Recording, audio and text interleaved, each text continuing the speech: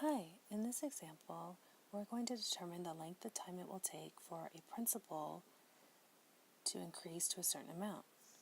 So suppose you have $2,300 deposited at 2.95% interest compounded quarterly. About how long will it take your balance to increase to $3,700? So in these types of problems, we always want to first to determine the scenario.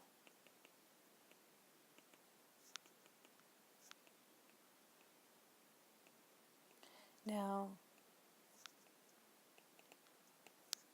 if we go to the chart, we're looking for how long, so we're looking for time.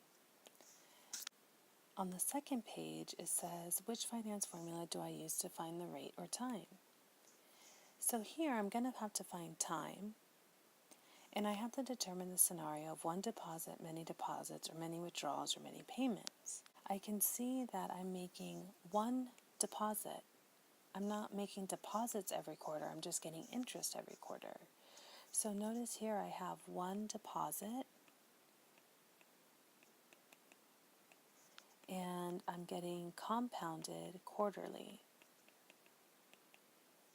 If I determine the scenario, I'll have one deposit with compound interest, which is interest earned off interest, compounded quarterly, for example, which is what we have. And finding the time is this formula. We can use this formula to find the time by plugging and chugging. So determining the scenario will allow us to follow the flowchart to find the formula.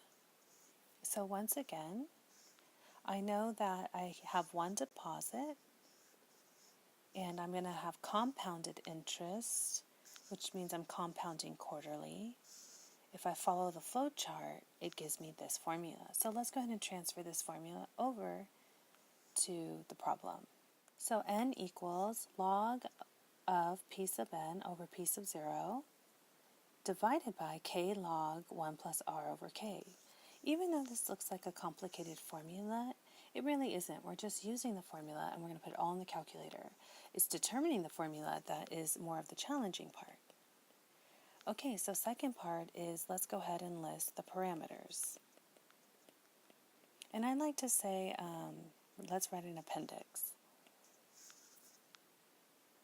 So here I'm going to have p sub n, p sub 0, maybe n, and k, and r. So first, if I list p sub n, how much do I have after n years? Well, it seemed to have increased to $3,700. My initial amount that I put in, my principal, was $2,300. And how long did I have the account for? N? I have no idea. But I do know it's compounded quarterly, which is 4 times a year. And the rate that I got was 0.0295, or in other words, 2.95%.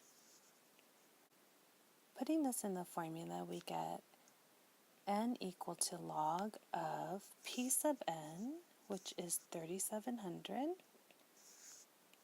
divided by p sub 0, which is 2,300, all divided by k, which was 4, because we compounded 4 times a year, log of 1 plus r over k.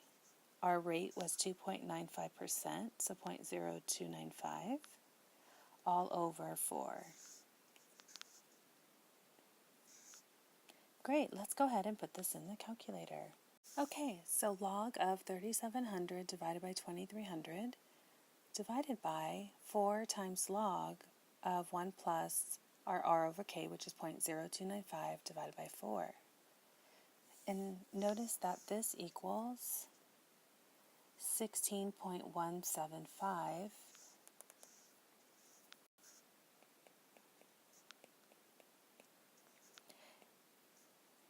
And notice that in the directions it asks for us to